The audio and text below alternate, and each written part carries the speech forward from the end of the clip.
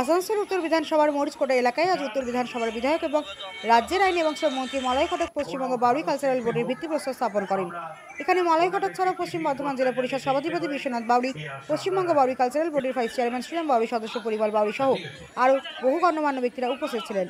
এখানে মলয় ঘটক বলেন যে বিহারে বিজেপি জিতেছে, কিন্তু তারা এসআইআর করে প্রায় 62 লক্ষ বৈধ ভোটারের নাম বাদ দিয়ে দিয়েছে। পশ্চিমবঙ্গেও তারা এইভাবে ভোটে জেতার চেষ্টা করছে, কিন্তু এটা এখানে সম্ভব হবে না। তিনি অনুষ্ঠানে উপস্থিত মানুষকে সময়ের মধ্যে এনোমিনেশন ফর্ম ভরার অনুরোধ করেন।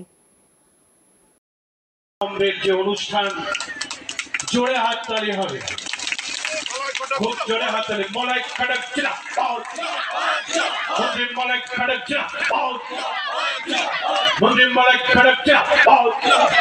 বিশ্বনাথ বাবুকে বলবো আপনিও সকলে মিলে যত অতিথিরা এখানে উপস্থিত আছে সকলকে মিলে বলবো চলুন আজকের এই প্রদীপ প্রজ্বলনের মধ্যে দিয়ে যে উদ্বোধনটি আজকে শুভ সূচনা হলো, আগামী দিনে যখন এখানে ভবনটি হবে প্রায় 1000-1200 লোক একসাথে আপনাদের যে কোনো সাংস্কৃতিক অনুষ্ঠানের জন্য, শুধুমাত্র আপনাদের জন্য যে ভবনটি উদ্বোধন হবে, আগামী দিনে আসানসোলে ইতিহাস রচনা হবে।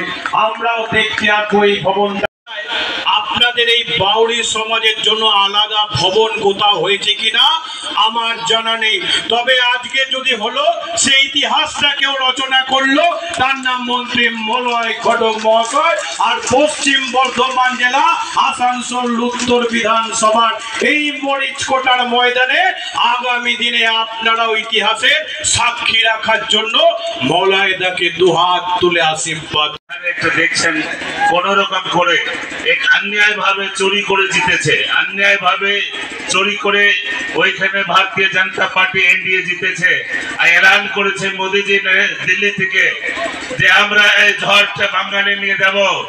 আজকে এই বাউরি সমাজের সামনে দাঁড়িয়ে আপনারা হাত তুলে বলবো, আজকে বলবো যে আंधी आए या तूफान পশ্চিম বাংলার শুভ উদ্বোধন হবে এবং আপনাদের যে সমস্ত ব্যবস্থা আছে আমি বলবো আমাদের যারা ছেলেরা আছে আপনাদেরকে ভালোভাবে গাইড করে সন্তান প্রসব করার পরে আপনাকে আপনার সন্তানকে এবং সঙ্গে 900 টাকার একটা চেক আপনার বাড়িতে এসে দিয়ে যাওয়া হয়।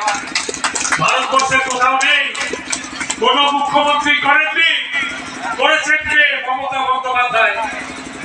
দেখুন, মৃত্যু কাম্য নয়, আমরা চাই না কারণ মৃত্যু হোক, কিন্তু কেউ যদি মারা যায় তার সংস্কারের জন্য 2000 টাকার ব্যবস্থা এই সরকার করে দিয়েছেন। সঙ্গে সঙ্গে 2000 টাকা আপনাদের কাছে দেওয়া হয় যাতে আপনাদের কোনো অসুবিধা না হয়। তাহলে এমন একটা সরকার, যে সরকার পড়াশোনাটা বিনা পয়সায় করে দিয়েছে, এমন একটা সরকার যে সরকার আপনার রেশনটা বিনা পয়সায় করে দিয়েছে, এমন একটা সরকার যে সরকার আপনার চিকিৎসাটাও বিনা পয়সায় করে দিয়েছে।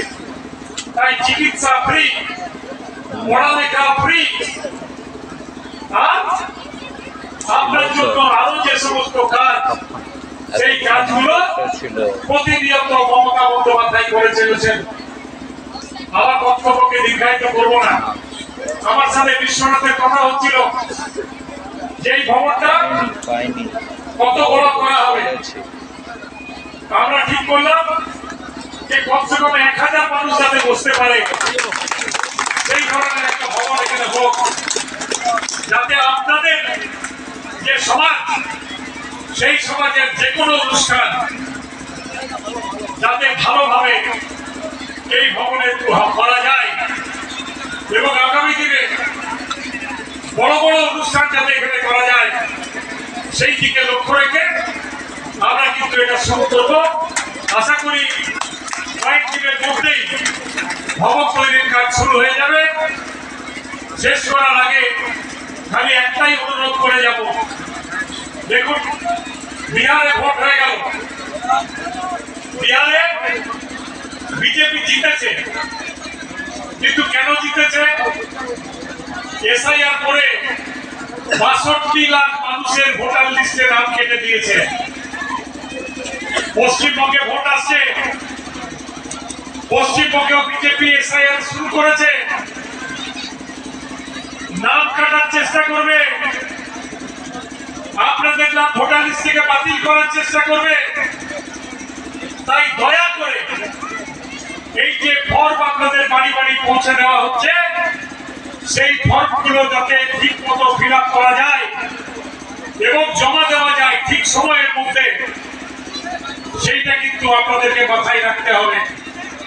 ভোটার লিস্টে নাম না থাকলে ভোটের দিনে কিন্তু ভোট দিতে পারবেন না। তাই আদিবাসী সমাজ, বাউরি সমাজ, যাদের 2002 সালের ভোটার লিস্টে নাম ছিল না, যাদের পরিবারের নাম ছিল না, তাদের যে কাগজগুলো দরকার সেই কাগজগুলো সংগ্রহ করে রাখুন। আপনার আধার কার্ডের দরকার, আপনার জমির কাজের দরকার, আপনার ইলেকট্রিক বিল থাকলে দরকার, আপনার ড্রাইভিং লাইসেন্স থাকলে দরকার, আপনার দলিল থাকলে দরকার। এই কাগজগুলোকে আপনারা করুন। প্রত্যেকটা ওয়ার্ডে ওয়ার্ডে আমরা কিন্তু ক্যাম্প করে দিয়েছি। কোনো অসুবিধা হলে আপনারা সেই ক্যাম্পে যোগাযোগ করুন, আমাদের ছেলেরা আপনাদেরকে সাহায্য করবে। কিভাবে ফর্ম ফিল আপ করতে হয় আপনাদেরকে দেখিয়ে দেবে, কি কি কাগজ দিতে হবে সেটাও আপনাদেরকে দেখিয়ে